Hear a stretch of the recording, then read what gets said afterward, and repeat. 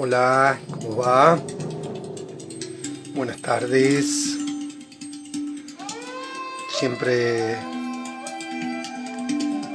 esta gente bella que se va sumando, conocidos de toda nuestra tribu, que los vamos dejando llegar lentamente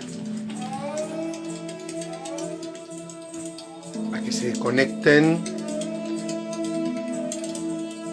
mientras oímos la belleza de la música.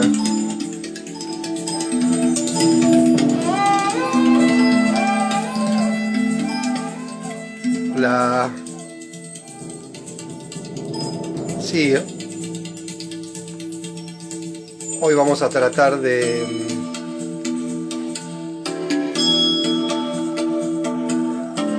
contarles a muchos que no conocen o no saben bien de qué se trata el taller Aleph, un poquito de cada una de esas cosas.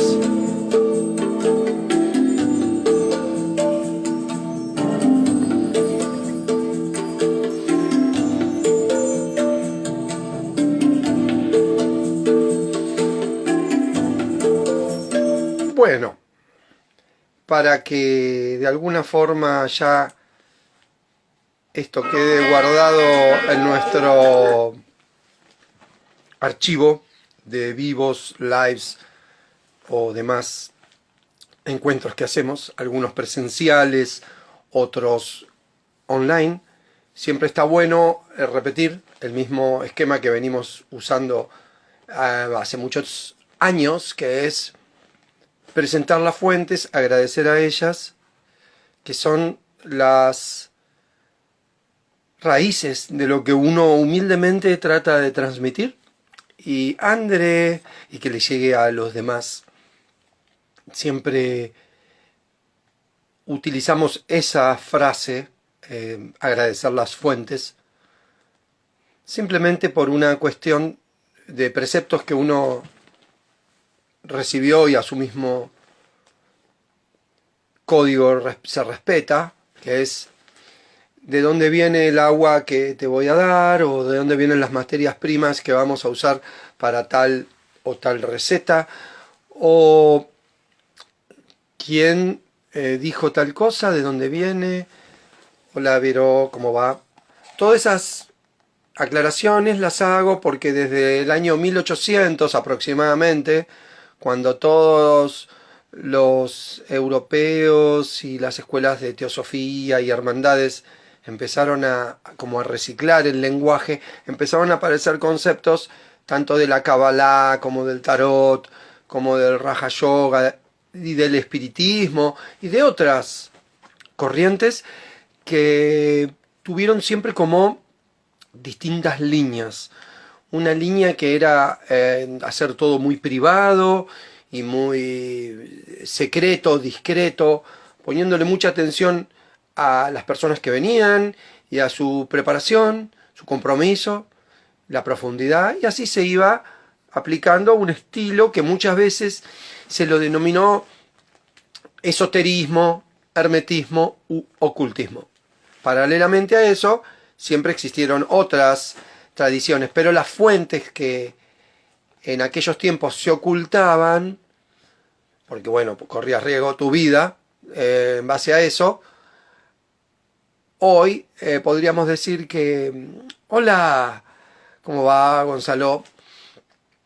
Hoy es necesario evidenciar o clarificar, porque no son los mismos los tiempos donde uno podía dar un grupo de esto o estas temáticas en la época del 1800, mucho antes ni que hablar. Hola, Mates en Red, son gente muy querida. Entonces, esas fuentes con las que siempre empiezo los vivos o incluso los talleres, acá hay muchos que están en nuestros talleres y que ya lo saben, siempre es bueno, es que eso no hay que tener temor de que eso va a significar que la fórmula se degrade, sino al revés, como muchas veces son las fuentes las que están degradadas, las materias primas, es necesario aclararlo, como si yo hoy les viniera a presentar a ustedes un producto hecho de agua de Jerusalén con piedras del Tíbet. Y ustedes me van a preguntar, qué groso, qué interesante, ¿dónde conseguiste el agua de Jerusalén? No, me fui a tal bar de tal lugar. Bueno, ¿y dónde está ese bar? Y acá.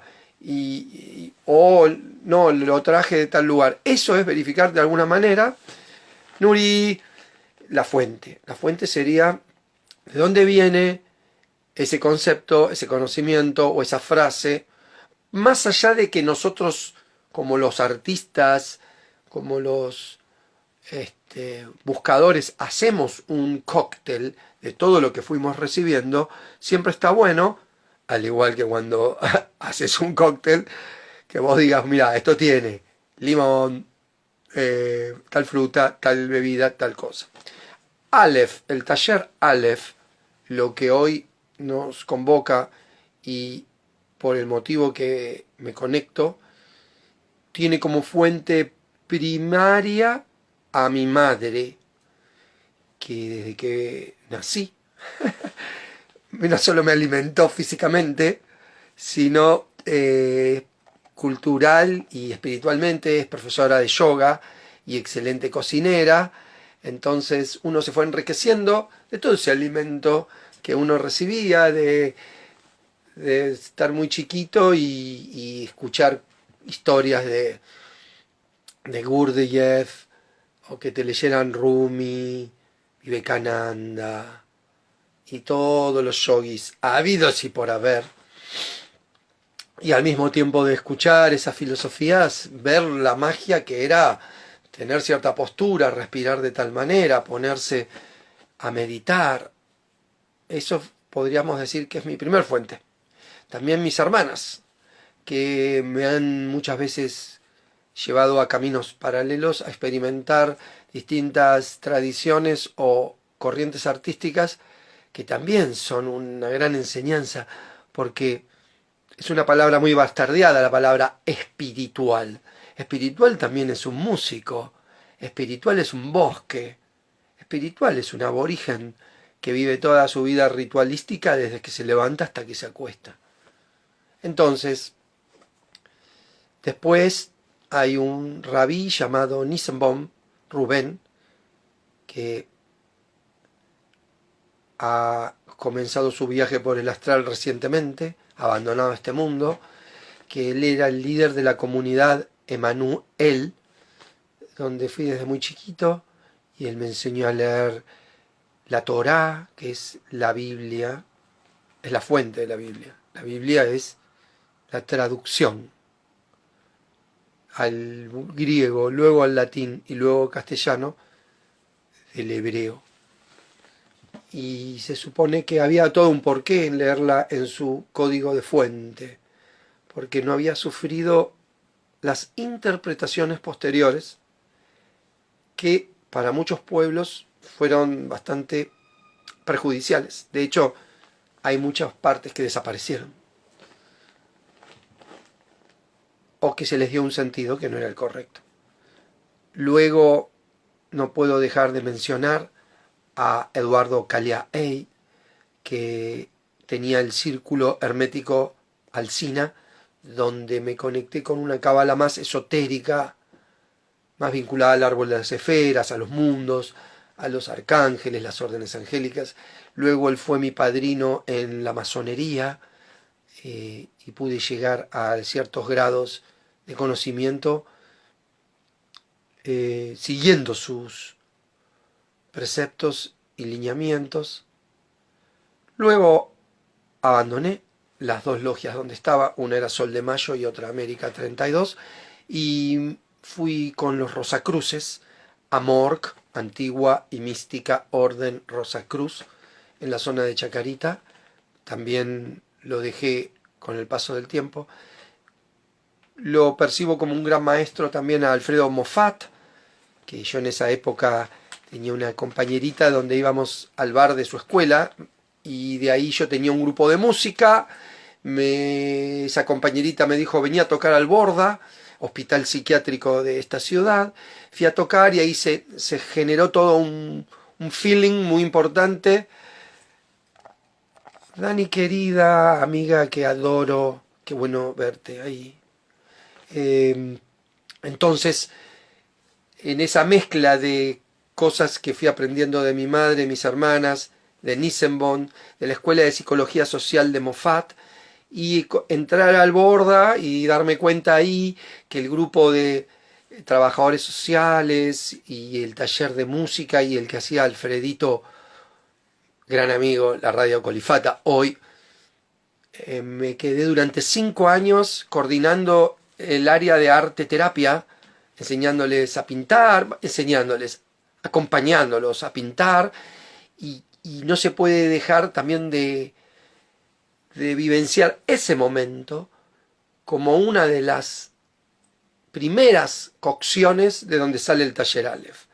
Con el grupo que trabajaba dentro del hospital psiquiátrico de esta ciudad, comenzó a surgir la necesidad de unirnos y de poder abordar el inconsciente de las personas internadas, pero también el nuestro y el de la sociedad, porque la sociedad suele marginar a lo que teme o desconoce, y la locura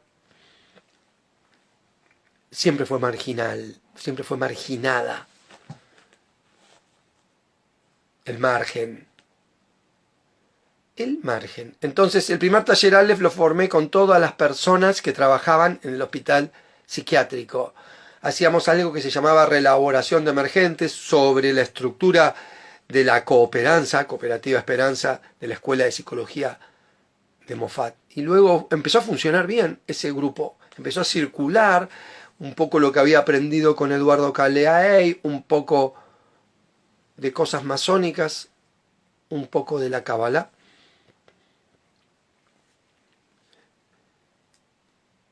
Y con el tiempo se fue modificando. De ahí hice unos viajes a Brasil. En Brasil conocí a una mujer llamada Mailea, una anciana mitad aborigen, mitad africana o afrodescendiente, como se le dice últimamente, y tenía una casa de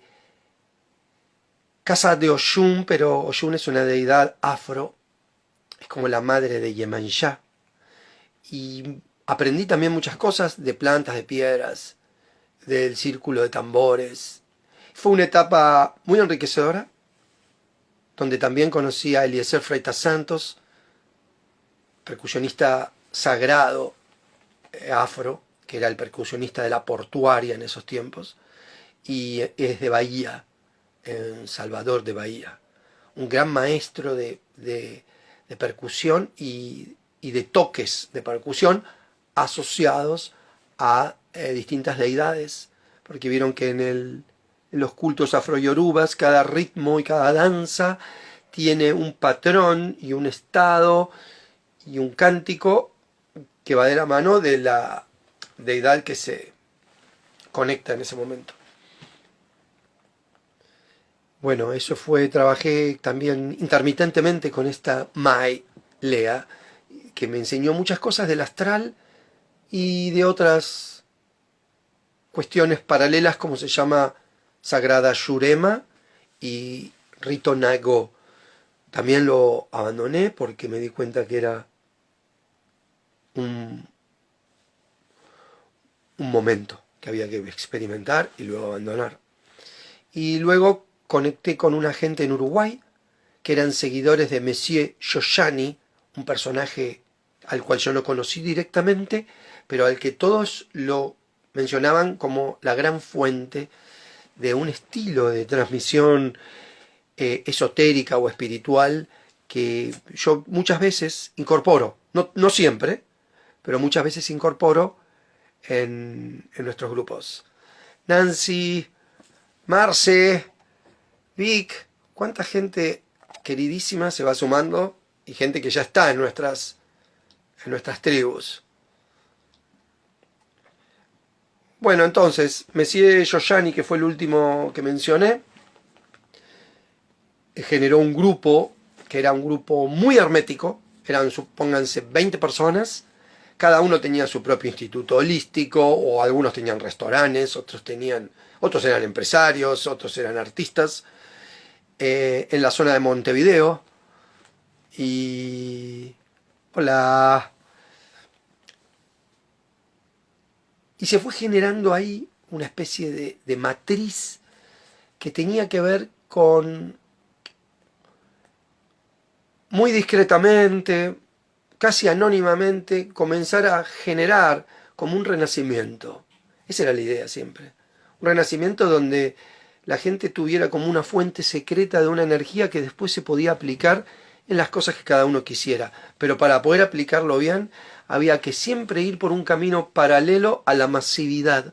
No porque estuviera mal la masividad, porque toqué 5 años con la escuela popular de música de percusión, la chilinga, y tengo un lado mío que adora lo masivo y popular. Pero hay otras cosas que necesitamos sí o sí poder acompañarnos en grupos pequeños, para poder escucharnos, vernos, conectarnos. Y así se hizo siempre. La escuela de Pitágoras, la escuela de Salomón. La escuela de Salomón me refiero a la que estaba dentro de su templo o hermandad. Entonces, hay tanta gente que dejé de mencionar, porque si no podía estar hablando mucho, pero traté de mencionar como fuentes muy marcantes en mi vida y dentro del taller Aleph, a las cuales no puedo nunca dejar de rendirles este homenaje. Y Aleph es un poco mi propia interpretación, sin jamás faltar el respeto a ninguno de ellos, de los que he recibido, aunque hay muchos que, por ejemplo, he tomado un 20% de congruencias y tengo otras partes que yo digo no concuerdo en estas otras cosas, pero esto es rescatable y está bueno aplicarlo. Entonces, lo primero que sí hay en común en todos es la triplicidad, como si fuese una manera de salir de la dualidad, del enfoque binario que tienen las mitologías, las religiones, y muchas terapias, y muchas estructuras familiares, que tal vez son parte del gran síntoma que sufre la humanidad, que es esto de la bipolaridad, de la dualidad, del bien y el mal, que claro que existe, pero no en todas las frecuencias ni en todos los niveles. Hay que saber separar, diferenciar. Hola, ¿cómo va? ¿Cómo andan? Entonces la primera de estas oportunidades de la triplicidad es comprender que yo abro la puerta de mi casa, voy en búsqueda de algo, no importa de qué periodo humano sea, se reciclan los conceptos, pero normalmente se busca lo mismo. Y esa triplicidad tiene un montón de interpretaciones que yo ahora puedo mencionar rápidamente, pero lleva mucho tiempo comprender que no siempre la interpretación espontánea e inmediata es la válida, y que muchas veces eso me obliga a ver todo con 3 miradas distintas. Esa triplicidad, que yo bien podría dibujarla con un tridente y ver 3 caminos, nosotros le decimos la triple vía. Abro la puerta de mi casa o voy en búsqueda de algo en la vida, o tratando de comprender o de ver. Y ese primer camino es el terapéutico religioso, que nosotros les decimos TR. Todos al inicio nos conectamos con aquello que no conocíamos, o nuestras culpas, nuestros miedos, o íbamos a buscar lo divino por medio de una terapia o una religión. Y generalmente, ¿qué había en esos caminos terapéuticos o religiosos? Una persona, un terapeuta o un sacerdote, un cura, rabino, el grado que tuviera, que te escucha, te ve y te devuelve algo.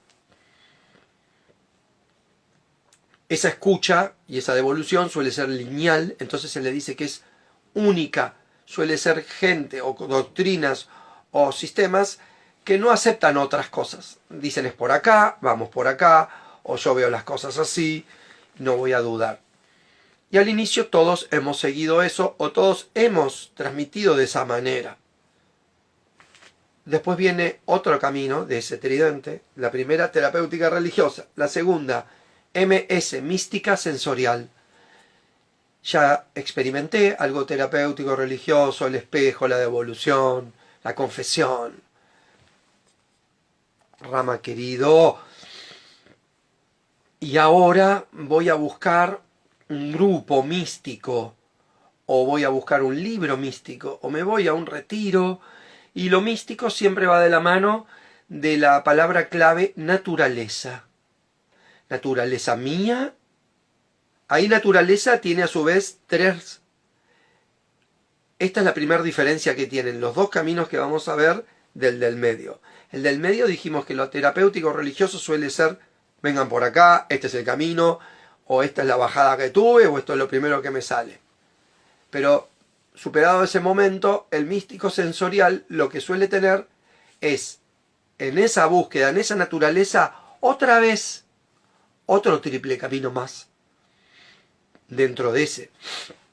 Ese triple camino es mi naturaleza, la naturaleza de la gente que me rodea y la naturaleza del lugar.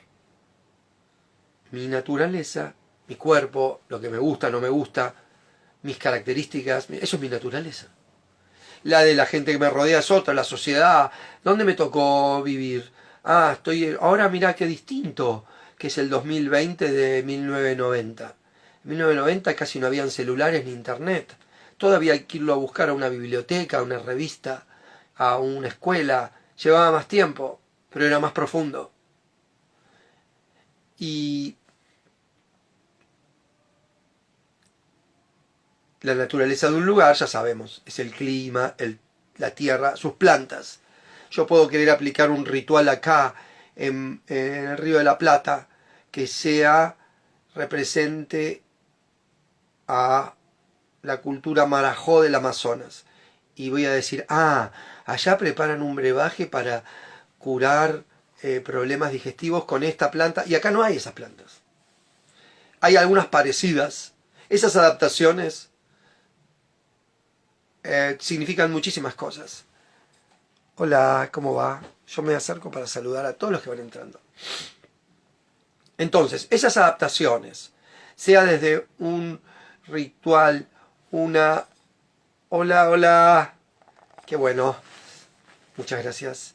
Una planta, un rito, siempre obligó a entender que el camino místico tiene estas tres naturalezas y dos energías que normalmente en un retiro o con un viaje que uno haga a una hermandad o a una comunidad aborigen, normalmente todos los procesos de transmisión de un conocimiento o de percepción son en base a dos polos: calor, frío, gusto, disgusto, esto, lo otro. Todas estas formas de poder percibir luz, oscuridad, vibración, todas estas cosas que se hablan tanto en el tan bastardeado Kybalión, con sus 7 leyes herméticas, son un poco el camino místico. Porque si yo no tengo esos contrastes, es raro que pueda percibir el gusto, el disgusto, el placer, el dolor, el calor, el frío. Son todos conceptos duales, polares, que los tengo yo, los tiene el planeta, los tiene la gente que me rodea, los tiene la naturaleza. La naturaleza los va a tener, la raíz va para abajo, el tallo para arriba, la planta percibe las estaciones. Y todas esas cosas que estamos mencionando son un poco parte del camino místico sensorial. Porque lo que puedo notar en lo que acabo de decir, que queda un poco disminuido o marginado momentáneamente, es lo mental. Porque muchas veces esa percepción sensorial no tiene lógica, tiene instinto, olfato. Es como si fuese tu parte animal que capta mejor si no piensa. Y nos queda la tercera vía de estas tres, ya dijimos terapéutica religiosa, mística sensorial. La tercera sería la esotérica simbólica. La esotérica simbólica también tiene adentro tres caminos que se llaman mapa, diccionario, herramientas. La esotérica siempre se dice que llega en un momento de la vida. Hola, ¿qué haces, Sil? La esotérica llega en un momento de la vida donde ya experimentaste las otras dos. Todo esotérico, toda persona que llega al camino esotérico, ya fue en algún momento de su vida muy terapéutico religioso, o siguió ese camino, o él mismo fue muy terapéutico religioso, y también experimentó el místico sensorial. La diferencia es que momentáneamente el camino esotérico simbólico, para poder aplicar sus herramientas que son más bien de percepción mental, mensaje, creación, diseño y cálculo de dónde cortar, dónde unir, es más operativo, es más psíquico. Entonces, deja de lado momentáneamente las sensaciones bipolares de la naturaleza para poder aplicar ese mapa, ese diccionario y esas herramientas. Para yo poder usar un mapa, un diccionario y unas herramientas, activo facultades psíquicas. No voy a decir, quiero ir a la desembocadura del Amazonas. Me resuena que me tiro por el balcón y llego. Y no vas a llegar. Vas a tener que hacer o algún pasaje, mirar un mapa, ruta, costos y usar la lógica y el cálculo. Y eso son cosas mentales. Y así como los tengo que usar para algo tan concreto como acabo de mencionar, ocurre lo mismo cuando se trata de una entidad, de una influencia, de un mensaje que me baja y yo tengo que clarificar qué parte de esto es mío, qué parte me lo estoy alucinando, qué parte es del otro. Todas esas cosas llevan mucho tiempo. Esto es la triple vía, entonces, tres formas, como tres anteojos, para ver de cerca, de lejos y adentro o afuera de un tema. Lo que está ocurriendo últimamente es que como la parte esotérica siempre fue la más profunda y la más buscada, pero también la más difícil y la que requiere más tiempo, gradualismo, porque en ese camino siempre era el camino de los iniciados, de las hermandades o de los maestros, donde uno debía ir a un lugar, y es así, el camino esotérico tiene muchos más, hola, ¿qué tal? Tiene muchos más requisitos y esfuerzos que hacer que los otros dos. Entonces, lo que empezó a ocurrir, que en este último tiempo hay mucha gente mística o mucha gente terapéutica usando palabras o cáscaras o sistemas que son esotéricos sin el preparativo y la metodología que requiere el esoterismo. Que sería como que yo agarre un pancho y un pan, pero lo talle y le haga un aspecto de sushi. Y esta triple vía a veces la podemos vivir en un mismo día. En un mismo día podemos, de hecho yo lo vivo viviendo en un mismo día. Tengo momentos del día donde estoy en una actitud terapéutica, escuchando a alguien que me cuenta sus cosas, y yo le doy algunas sugerencias. Después tengo otro momento de la semana o de mi día que necesito algo místico sensorial. Apago la cabeza y quiero o bailar, o tocar música, o comer algo rico, o dar o recibir un masaje, o ver la naturaleza y sus pájaros. Y eso es místico sensorial.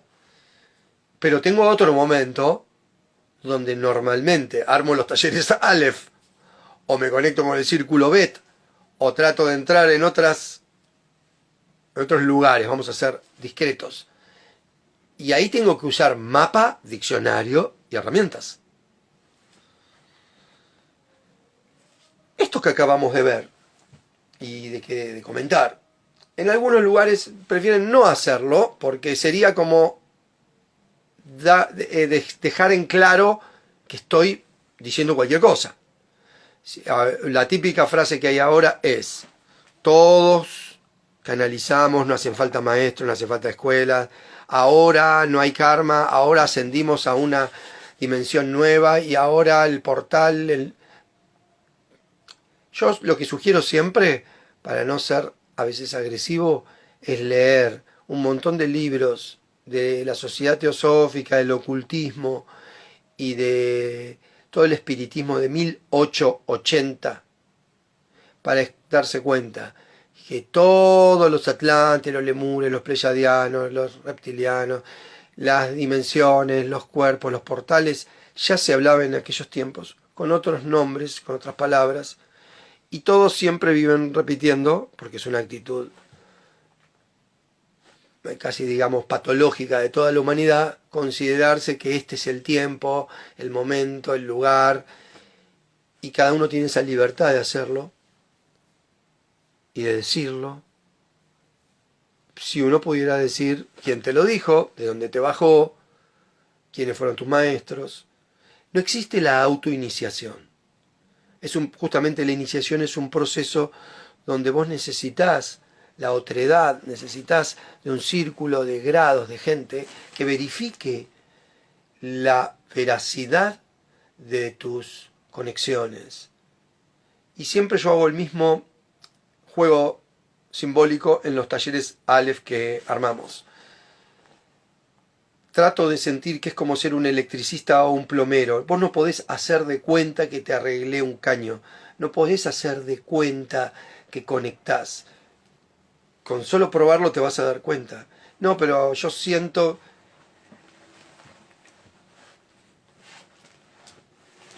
es místico, no es esotérico. Ahí está la diferencia. Los procesos de discernimiento. Idrissa Senegal, genio del baile, placer que estés conectado. Uno de los mejores bailarines afro que existe en Sudamérica. Idrissa Senegal, y percusionista también. Enseña mucho en Parque Saavedra, pero creo que está en la plaza de O'Higgins y Roosevelt.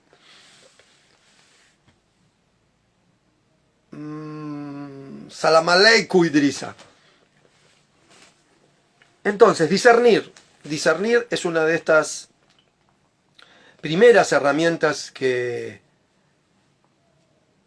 aprendemos en el taller Aleph, que tiene que ver con diferenciar tres caminos, tres formas, tres estilos de ir a buscar o de recibir. Un camino terapéutico religioso, espejo, que va y Sod, que me refleja, que es la luna. Confieso, me devuelven, hablo en una terapia, me dan una devolución. Luego busco un camino místico sensorial, dual, para mis tres naturalezas. Mía, cuerpo, gente que me rodea, casa, lugar, terreno, monte. Y una vez que experimente todo eso, el camino esotérico, simbólico, me da las claves, que serían el mapa. El mapa es los mundos, las direcciones en los mundos. Cuando digo mundo, que en hebreo es olam, no me refiero solo a los mundos que vemos en internet o en cualquier escuela de cábala popular que vayamos y que están en todos lados. No me refiero al olam, asilut, briah, yetzirah, asia. Me refiero a otros mundos que tienen más que ver con dimensiones, con estados de conciencia.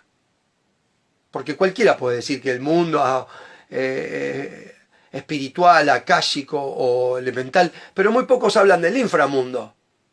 Y si no lo conozco, ¿cómo lo reconozco? Si no lo conozco, ¿cómo lo reconozco?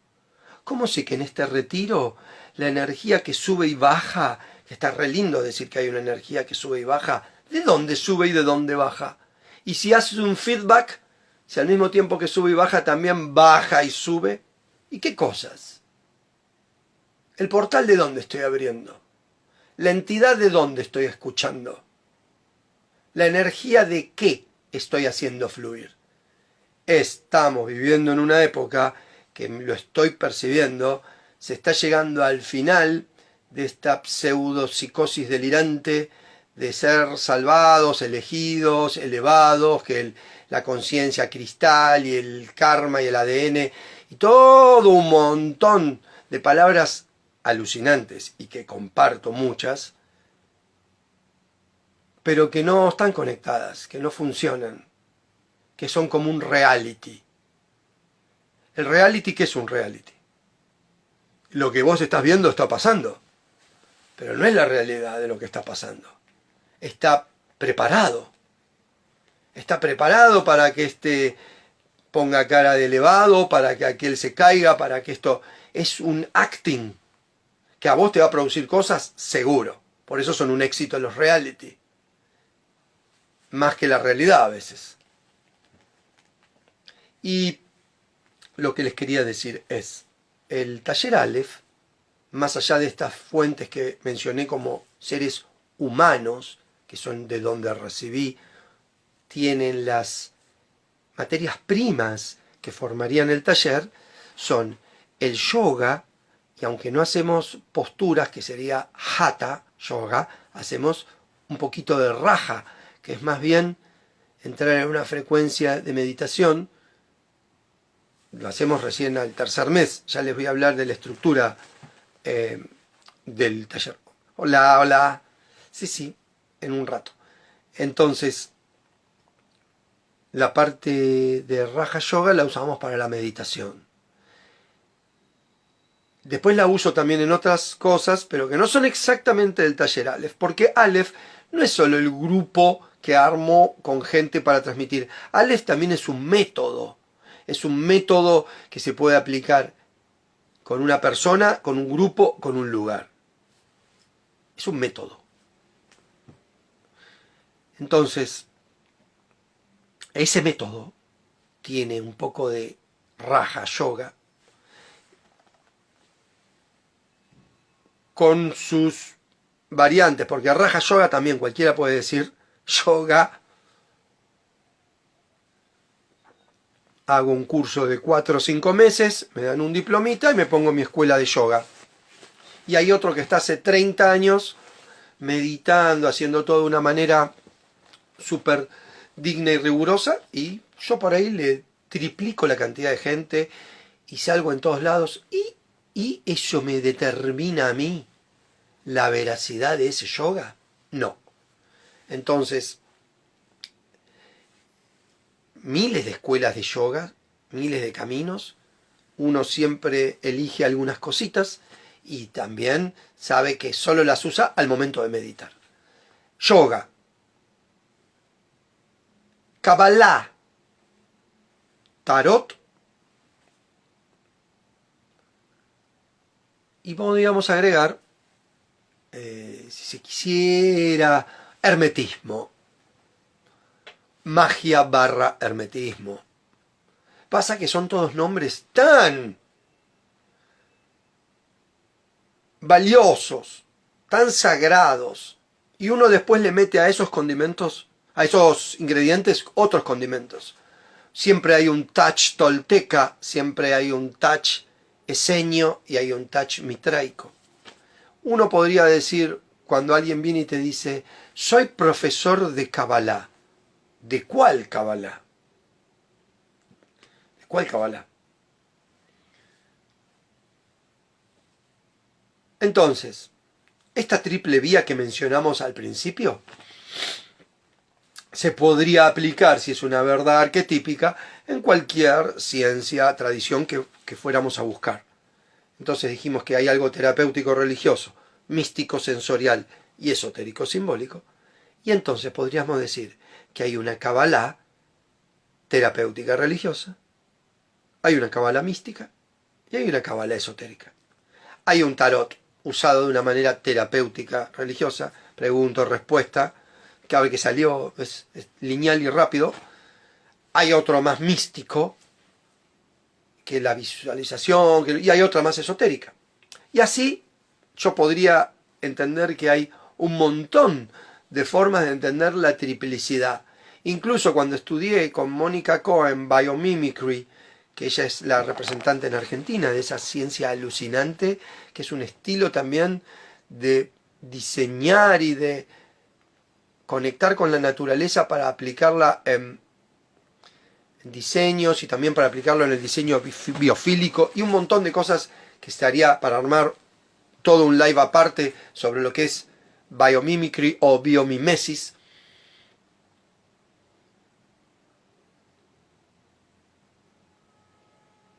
Todo tiene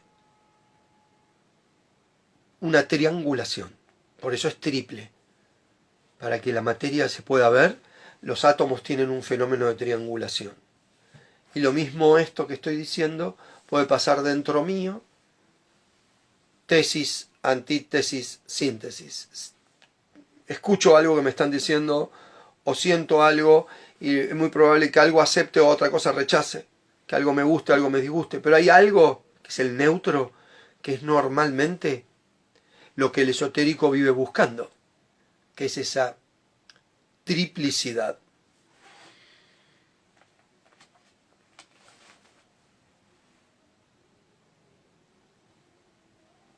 Entonces, eso lleva un tiempo, aprenderlo y conocerlo, y después de aprenderlo lleva otro tiempo aplicarlo. No es tonto que uno vea que en cosas donde realmente la palabra sanación en la antigüedad iba de la mano de la medicina y la magia. Pero vamos a reconocer que la palabra planta sagrada, chamanismo, portal, iluminación.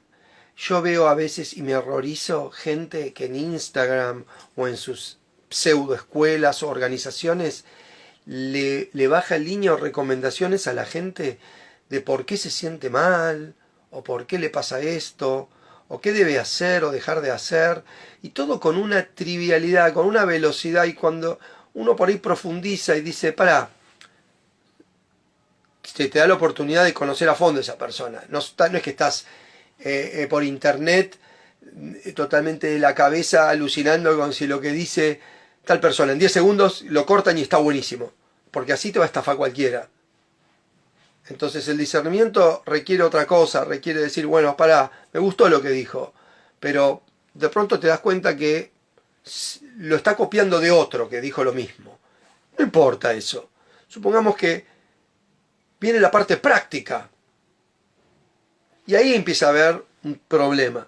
Yo trato de tomar todos los conocimientos espirituales o hasta lo que le voy a sugerir a una persona, tratando de ser tan impecable y profundo como si fuese un doctor o un electricista. Y si en esas cosas, donde hay tantas energías y tantas cosas prácticas, lleva tanto tiempo recibirse o estudiar, y no estoy hablando de un diploma, estoy hablando de, más allá de tu don natural, tu capacidad que todos la tenemos, siempre hay algún iluminado que baja, sí, seguro, pero vamos a suponer que ese no va a estar mirando este live, ni dando los cursos que yo doy. Vamos a suponer que somos todos buscadores. La vida eterna buscando y la vida eterna compartiendo. Pero hay momentos donde uno tiene que regular, filtrar y darse cuenta que tal vez toda la gente que a uno lo rodeaba estaba en un estado X y que lo que en ese momento sirvió a vos o a ellos, tal vez a otras personas que están en otro estado, no. Y eso requiere tiempo. Requiere tiempo. Hay que dignificar lo que se está degradando. Estamos llegando ya al extremo de la degradación, donde cualquiera dice cualquier cosa y hasta lo dice diciendo que, como si fuese la verdad. No, en verdad, no hace falta tener maestros, no hace falta estudiar, no hace falta, todo es la nueva humanidad. Viene ahora con alguien que estaba tomando mate bajo un árbol y de repente se fumó la lágrima del sapo y le bajó así todo un download, la sabiduría mágica de Sirio, y esa persona te va a venir a hablar en neutro de el mensaje de, bueno, ya pasó 1880, 1980, 2000. no es una New Age, es una Old Age. Lo que pasa que hay mucha gente que hace 30 años por ahí estaba en otra cosa. Y ahora entonces empiezan a escuchar estos mensajes y algunos vienen de abajo, de mundos subterráneos, las naves vienen de arriba, las presencias de los costados. Y a eso sumale que empiezan a probar todos los yuyos que les dan. Empiezan a probar los hongos, la piedra. ¿Y qué pasa hoy? Hay un montón de gente que después se la da contra la pared. Hola, ¿cómo andás? O te piden ayuda, o te dicen por qué fui a buscar la luz y se armó un cortocircuito. Bueno, todo esto forma parte del discernimiento. En los primeros grupos que iba esotéricos, sobre todo los de Uruguay, que seguían a Messier Yoshani, usaban una parábola muy interesante que era, aunque era la de la caverna de Platón, se referían a un hospital. Como que vos en tus búsquedas, o al llegar a lo espiritual, o vos tratando de transmitir estas cosas, estás como en la guardia de un hospital. Y en la guardia de un hospital vienen emergencias, vienen personas con algún problema muy rápido, tuve un accidente recién, y vos tal vez lo atendés re bien ahí. Y sos re bueno para a esa persona sacarle la ropa, ponerle en una camilla y curarlo rápido, hacer una vía, cosas muy elementales que se hacen en una guardia de hospital. Pero de repente vienen otros médicos y dicen, mirá, está fracturado, hay que operar. Bueno, va a quirófano o va a otro lugar y ahí viene otro médico que es de esa especialidad. Bueno, con el espiritualismo, con la Kabbalah, el tarot, el yoga y todo eso pasa lo mismo. Uno, lo que pasa es que no tiene muchas veces las oportunidades por la ansiedad y la velocidad que tiene esta nueva era de ver todo esto. Y uno muchas veces llega con un maestro, con un lugar donde son enfermeros de guardia, pero el problema es cuando van a operar, cuando dicen que te van a curar tal cosa, o que te pueden dar un veredicto de tu vida, o que pueden, porque ahí es donde justamente hacen falta mapas de ese cuerpo que vas a operar, haber tenido maestros que te enseñan, que el nervio, que el músculo, que esto, haber experimentado tus errores, aprender de, mirá, me salió, en el arte es lo mismo, ¿no? Tenés que aprender un montón de estilos hasta que encontrás el tuyo. Y así, entonces, uno se da cuenta que en esta época está lleno de personas que han ido a escuelas de enfermería y todos los que realmente saben operar están callados, más discretos, llevan otro tiempo lo que tienen que hacer, otras atenciones, mucha responsabilidad, hay que tener mucho más códigos y ser muy equilibrado.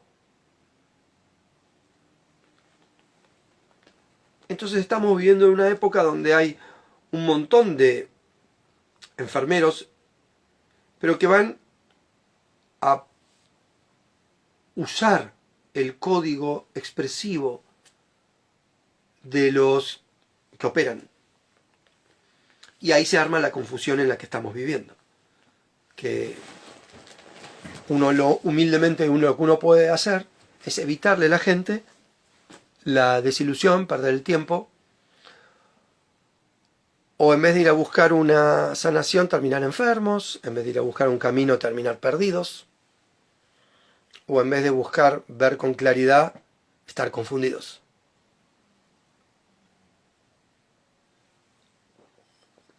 Claro que la fuente, el maestro y el método, quien dice que no hace falta es porque nunca lo tuvo. A veces hay que tener un montón de métodos, maestros y sistemas para poder hacer una síntesis y después, si querés, no usarlos, bárbaro, pero ya los conocés, tenés discernimiento. Eso lo hizo Platón en el mito de la caverna, que es muy interesante, y que podríamos decir que básicamente el taller Aleph, que es de lo que viene explicado gracias a De Nada, el mito de la caverna, Platón cuenta que él entra a una caverna y ve un montón de gente sentada mirando luces y sombras que hay en la pared de esa caverna. Pero él se empieza a dar cuenta que hay algo más, que está todo el mundo como hipnotizado. Y no quieren mirar para los costados, están todos mirando hacia adelante, a esas luces y sombras. Y al mismo tiempo que ven esas luces y sombras, se escuchan voces. Voces que dicen, soy Artemisa que viene a vengar a Apolo, y otros. Bueno, y están todos observando ese espectáculo increíble. Pero él, al mirar para el costado, ve que hay gente trabajando para hacer ese espectáculo, que es todo un reality, es una actuación muy impresionante, pero que no es real.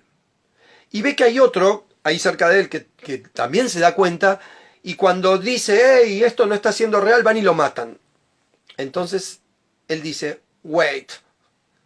No dice wait porque no habla inglés, ¿no? Pero dice, tal vez parte de este camino del discernimiento no es salir a los gritos dentro de la caverna. Es como que hoy te fueras a un retiro de regresión a la vida pasada, de limpieza del útero inca y mensajes ¿qué le voy a decir? De arturianos. Y vos te das cuenta que el tipo, mientras está haciendo todo eso, se saca una selfie en el momento que están canalizando. Vos decís, pero ¿qué conexión es esta? Esto no es una conexión real. Te van a salir todos los seguidores de esa persona diciéndote que vos sos el ciego, el hereje, que todavía no estás preparado para recibir, que tenés un conflicto con... Ya sabemos, ¿no? Lo que ocurriría.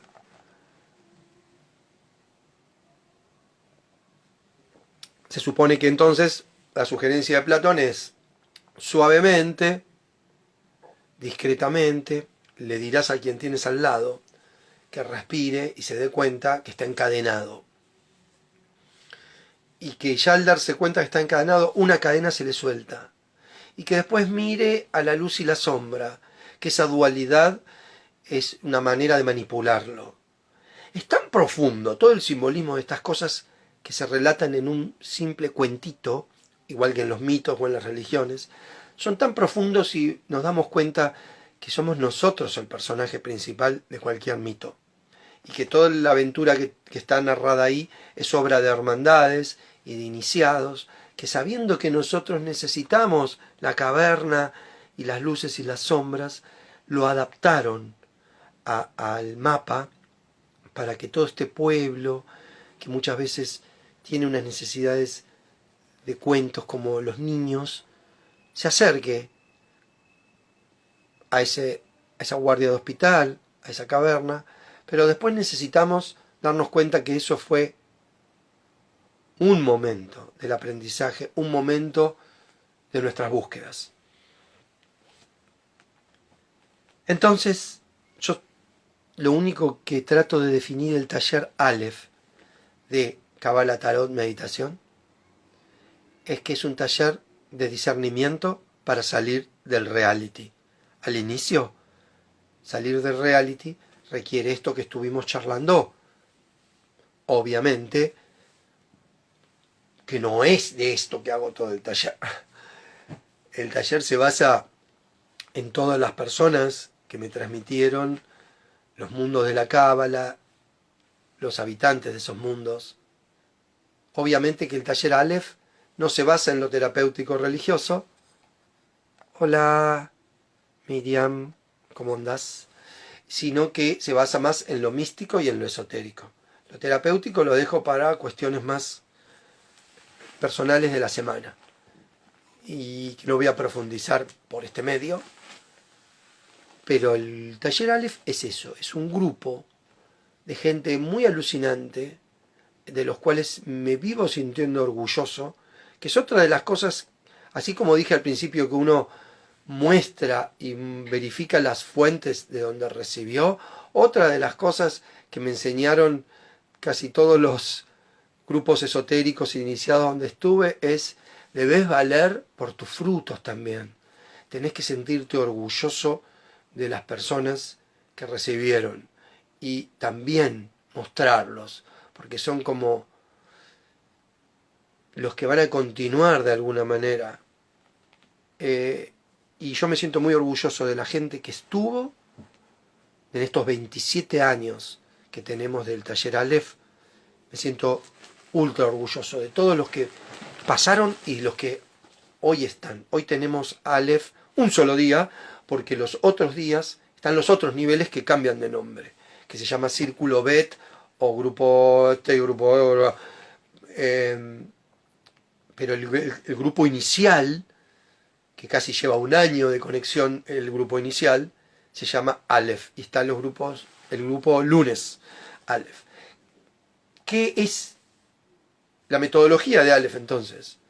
La metodología de Aleph al inicio es muy hindú egipcio y habla de estos mundos, de esta cosmogénesis, de estas humanidades, energías y habitantes de distintas dimensiones que fueron perdiendo esos niveles elevados para ir descendiendo y fueron perdiendo las facultades, los lenguajes y las energías que estaban en esos mundos. Siempre que hablemos de algo iniciático, si digo mundos, también puedo decir humanidades y puedo decir cuerpos o conciencias tuyas. Entonces, todo eso no se pierde completamente, sino que se va desporcentualizando. Y voy siendo cada vez más físico y voy perdiendo esa energía o esa conexión que tenía en otras dimensiones. Pero no lo pierdo por completo. Eso lleva un tiempo, mencionarlo, conocerlo, analizarlo.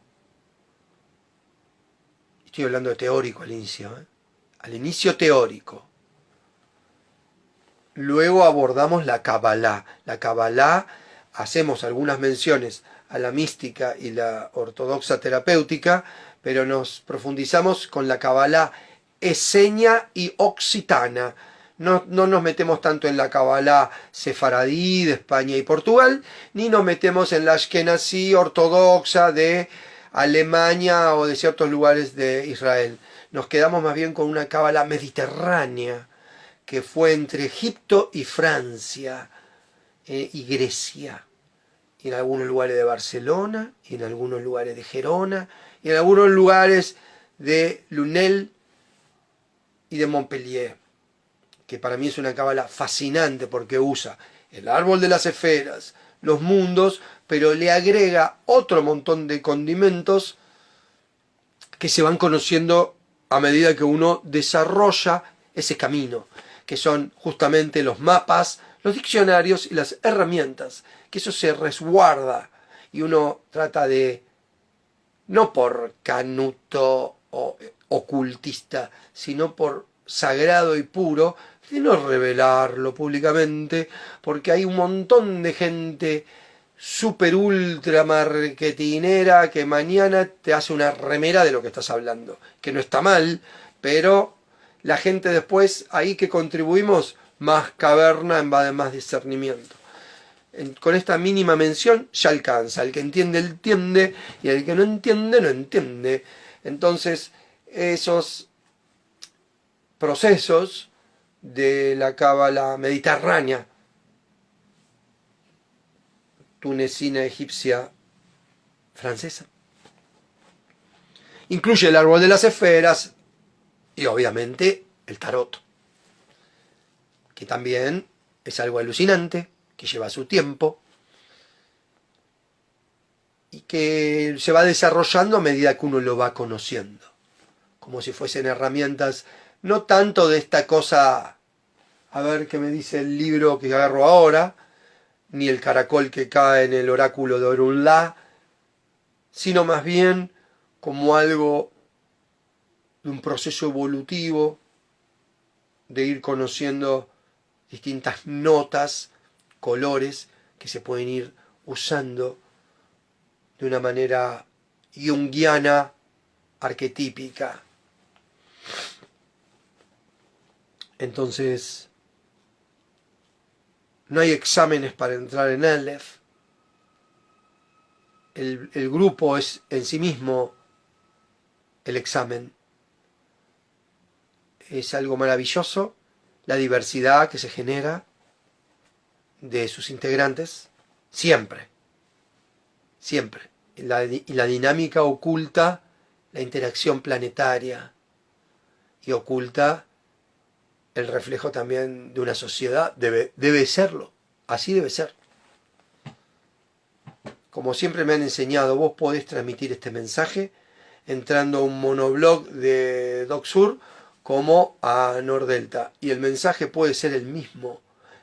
Es tu capacidad de adaptarlo a distintas situaciones lo que te va a hacer supuestamente maestro, la capacidad de adaptarlo a diferentes situaciones. No es lo mismo un dios hindú para alguien que vive en Uttar Pradesh que un arcano en 1500 para alguien que vive en Milán. Y cada uno lo adapta a su tiempo, lugar y comunidad. Entonces, la única disponibilidad que hay en estas etapas aquí para los Aleph, hola, ¿cómo andás? Serían los días miércoles. El próximo taller que se va a armar seguramente va a ser el día miércoles. Normalmente son en la franja horaria de 19 a 20:30. Seguramente sea de la forma presencial y online, como viene siendo últimamente. Hay personas que a veces pueden venir, a veces no. Y el lugar donde lo hago tiene dos como posibilidades, pero siempre está la variable de que lo he hecho en todos los lugares que ustedes se puedan imaginar, desde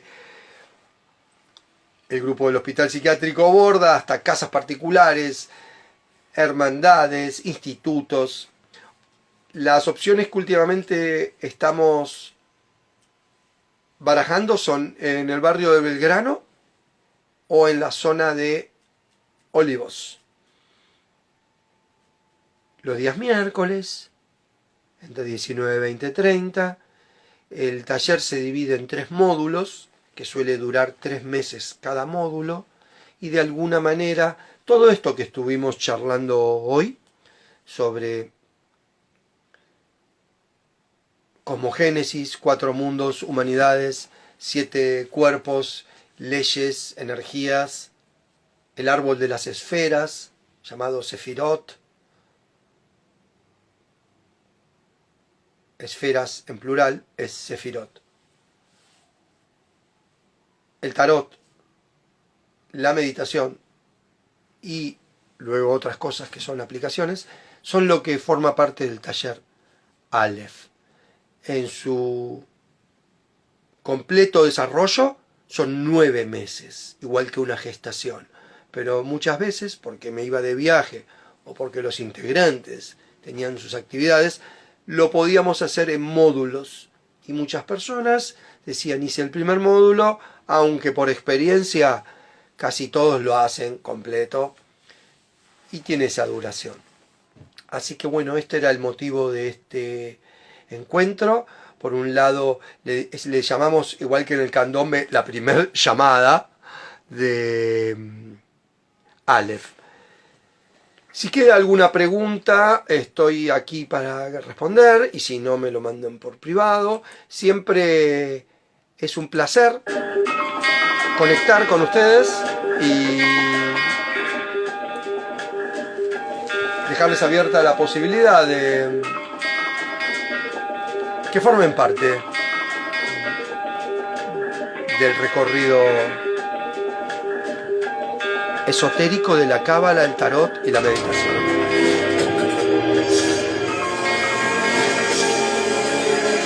Así que,